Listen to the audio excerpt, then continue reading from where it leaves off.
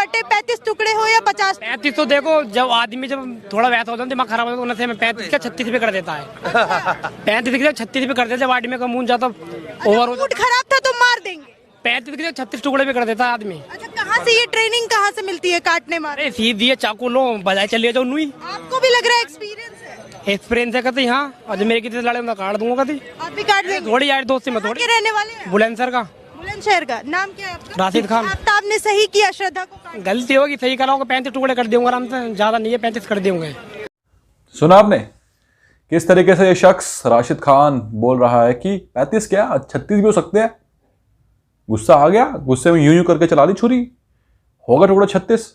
और सबसे हैरानी वाली बात तो ये है कि ये भरी महफिल में लोगों के बीच खड़ा होकर एक मीडिया को दिए गए रिपोर्टिंग में बोल रहा है। सोचिए कैसी मानसिकता है लोगों की, कैसी मानसिकता है।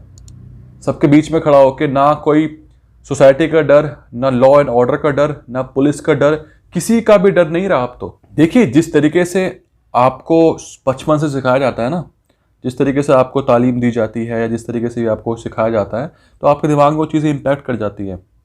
बचपन में मुर्गी को हलाल कर दिया, थोड़ा बड़ा हुआ बकरा हलाल कर दिया, थोड़ा बड़ा हुआ गाय हलाल कर दी, फिर और बड़ा हुआ दिमाग ख़राब हुआ लड़की को हलाल कर दिया। तो ये मानसिकता का खेल है। जैसे इन्वायरमेंट में इंसान रहता है, जैसे माहौल में इंसान रहता है, उसके दिमाग में उस चीज़ का अफेक्ट पड़ता है। और रही बात आफ्ताब की, तो वो कहते हैं ना, डायलॉग जो सुना होगा आपने, कि कातिल चाहे कितना भी शातिर क्यों ना हो, कोई ना कोई सुराग ज़रूर छोड़ देता है। ऐसा ही कुछ हुआ था आफ्ताब के केस में। शुरुआत में जब आफ्ताब को गिरफ्तार किया था दिल्ली पुलिस ने, तो आफ्ताब ने साफ साफ बोल दिया कि मैंने तो श्रद्धा को नहीं मारा, मैं तो निर्दोष हूँ। इसने बोला था कि श्रद्धा 22 मई को उसका घर छोड़कर चली गई थी, अपना सारा सामान ले गई थी, अपना फ़ोन, अपना लैपटॉप, हर चीज़ ले गई थी। लेकिन फिर जब श्रद्धा का बैंक बैलेंस चेक किया, अकाउंट की डिटेल्स चेक करी, तो पुलिस ने यह पाया कि 26 मई को एक ट्रांजैक्शन हुआ था जिसमें 54,000 रुपये श्रद्धा के फ़ोन से आफ्ताब के बैंक अकाउंट में गए थे।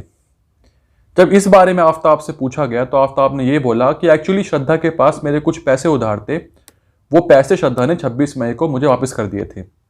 और यही आफ्ताब पकड़ा गया, क्योंकि जब लोकेशन ट्रेस करी गई उस फ़ोन की, जिस फ़ोन से ही 54,000 रुपये श्रद्धा के अकाउंट से आफ्ताब के अकाउंट में गए थे, उस फ़ोन की लोकेशन थी मेहरौली के उस फ्लैट की, जिस फ्लैट में आफ्ताब और श्रद्धा साथ में रहा करते थे। इसके बाद आफ्ताब कुछ बोल नहीं पाया और आफ्ताब को सीधे दिल्ली पुलिस ने दबोचा और सीधे ले गए रिमांड पर, क्योंकि यही इसका झूठ पकड़ा गया। क्योंकि ये ट्रांजैक्शन जो थी 26 मई को आफ्ताब ने ही करी थी श्रद्धा के फ़ोन से, श्रद्धा को मारने के बाद। हालिया बयान में आफ्ताब ने ये बोला है कि ना ही सिर्फ मैंने दिल्ली के जंगलों में श्रद्धा के टुकड़े फेंके, बल्कि मैंने देहरादून में कुछ जगहें हैं वहां पर भी श्रद्धा के टुकड़ों को फेंका है।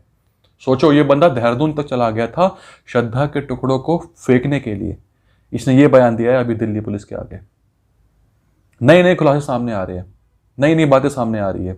फिलहाल आफ्ताब की फैमिली अभी तक ट्रेस नहीं हो पाई है पुलिस के हाथों। वो कहाँ पर है इसकी तलाश चल रही है। टोटली अंडरग्राउंड हो चुकी है आफ्ताब की फैमिली। देखिए, मैंने आपको पहले भी ये बात बोली थी कि ये जो श्रद्धा आफ्ताब का केस है ना, ये इतना सिंपल नहीं है जितना हमें लग रहा है। इसमें बहुत सारी परतें हैं, बहुत सारी लेयर्स हैं।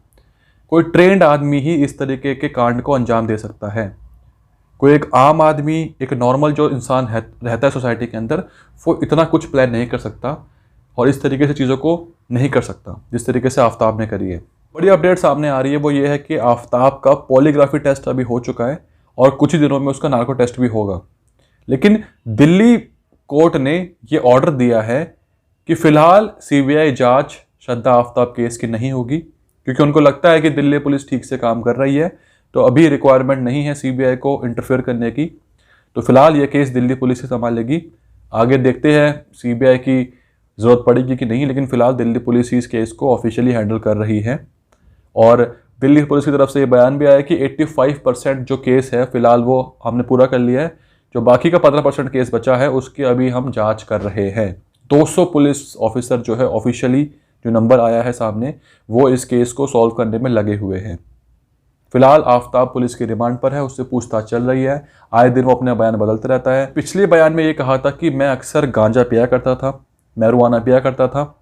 और जिस दिन मैंने श्रद्धा को मारा उस दिन भी मैं गांजा पी रहा था मारते वक्त, और मारने के बाद भी मैंने गांजा पिया। और आपको बता दूं कि आफताब ने श्रद्धा को 3-4 बार गला घोटने की कोशिश भी करी थी। 18 मई से पहले, उसको मारने से पहले 3-4 बार ऐसे दिन आए थे, ऐसी रातें आई थी जब आफताब ने श्रद्धा को मारने की कोशिश करी थी गला घोटकर, लेकिन वो उसको बार बार छोड़ दिया करता था। और आफताब ने यह भी बताया कि 1 हफ्ते पहले से ही मेरा मन बन गया था कि मैं श्रद्धा को मारूंगा, अब मुझे श्रद्धा को मारना है। 18 मई को श्रद्धा को मारा गया था, ऐसा आफताब ने कहा है, लेकिन उसके 1 हफ्ते पहले ही उसने मन में विचार बना लिया था कि मैं उसको मारने वाला हूं।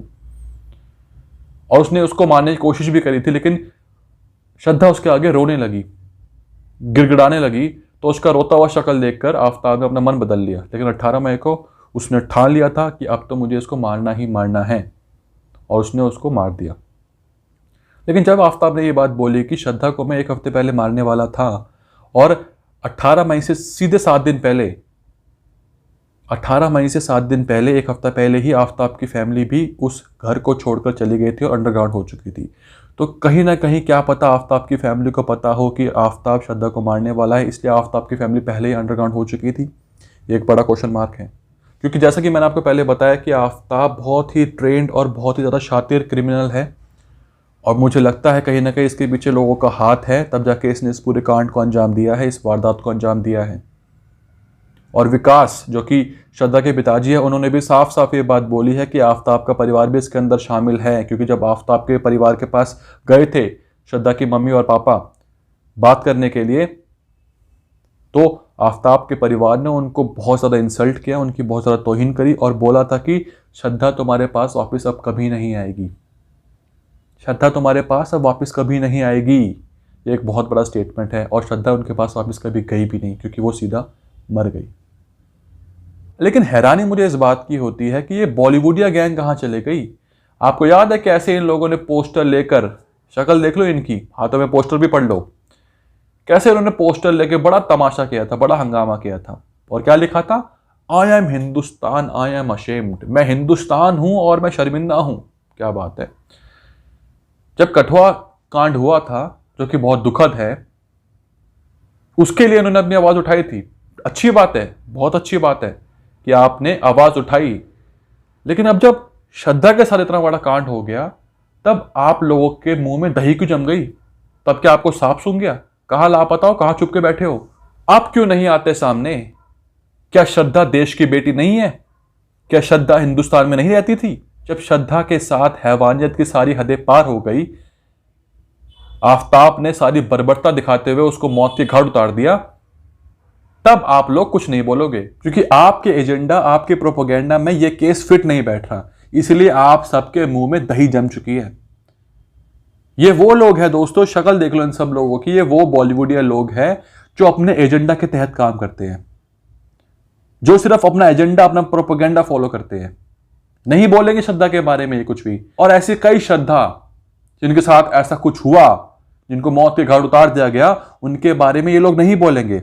और अब आम जनता ने इनका असली चेहरा देख लिया है, तभी इनका बहिष्कार करने की मांग उठ रही है सोशल मीडिया पे और पूरे देश के हर एक कोने में।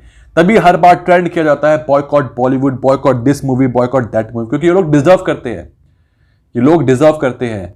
इनका असली चेहरा अब सामने आने लगा है। कई सालों से, कई दशकों से इन लोगों ने हमें बेवकूफ़ बनाया, हमें हमारे धर्म का मजाक उड़ाया, प्रोपोगेंडा फैलाया, एजेंडा फैलाया, लोगों का ध्यान डाइवर्ट करने की कोशिश करी, उनका ब्रेन वॉश करने की कोशिश करी। लेकिन अब इनका टाइम ओवर हो चुका है, इनका समय अब ओवर हो चुका है। देखिए, ये लोग बोले ना बोले कोई फर्क नहीं पड़ता है। कौन ये लोग? कौन है ये लोग? बकवास। हम लोग हैं ना, हम आम जनता बहुत है, हम आम लोग बहुत हैं। आप लोग वीडियो को शेयर कीजिए, जो भी अपनी राय हो मुझे बताइए कमेंट सेक्शन में। कोई सुझाव या कोई शिकायत करनी हो तो आप मुझे इंस्टाग्राम पर भी मैसेज कर सकते हैं। आप सभी का धन्यवाद।